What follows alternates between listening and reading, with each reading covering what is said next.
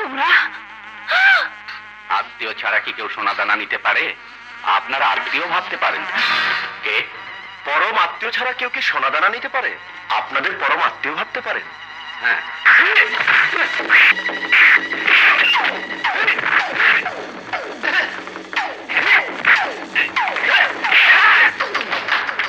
এটা ধরুন।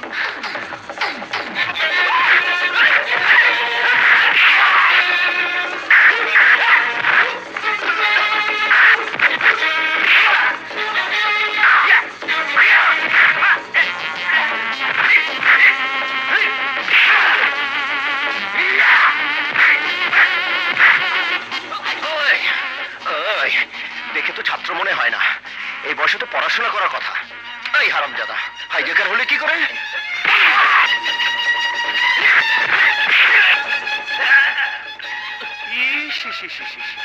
গাঁজা ভাঙ খেয়ে খেয়ে চাপাটা তো বসিয়ে ফেলেছিস, 2 ট্রাক মাটি ফেললো আর উঠবে না, তাই না? তোর চিন্তায় বাপটা শুধু জায়নামাজে বসে কাঁদে, পেটাতে সাহস পায় না। তা তোর বাপের কাজটা আমি করে দিই।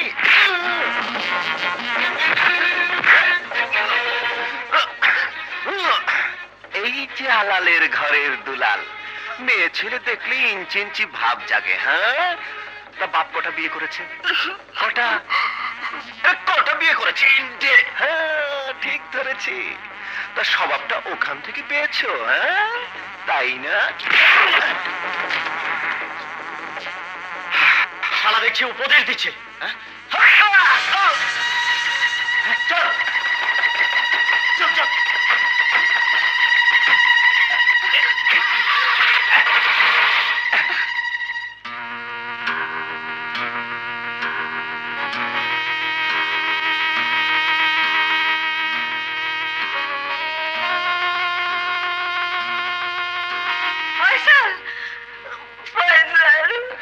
ভয়ের কিছু নেই, বিপদ কেটে গেছে, ওনাকে ঘুম পাড়িয়ে রাখা হয়েছে।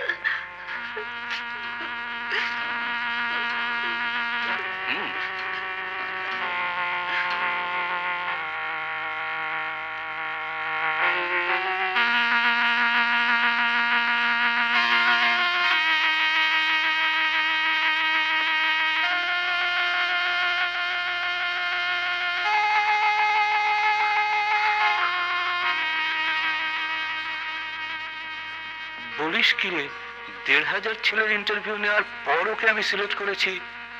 অ্যাকাউন্টেন্সিতে ছেলেটা ফার্স্ট ক্লাস ফার্স্ট, ও তো একটা ট্যালেন্ট।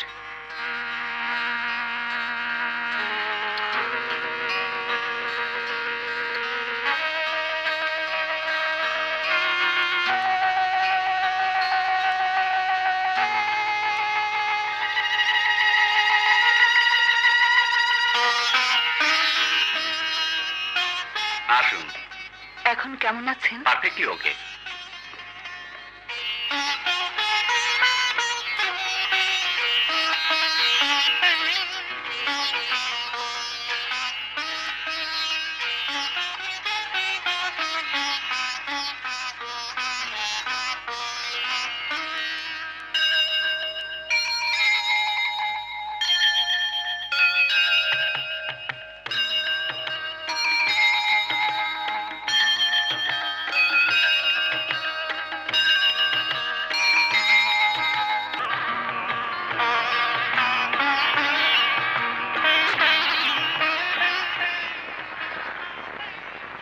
জানো ফয়সাল, তোমার এই প্রশস্ত বুকে মাথা রেখে আমার শুধু একটি কথাই মনে হয়, তুমি আমার, আমি তোমার।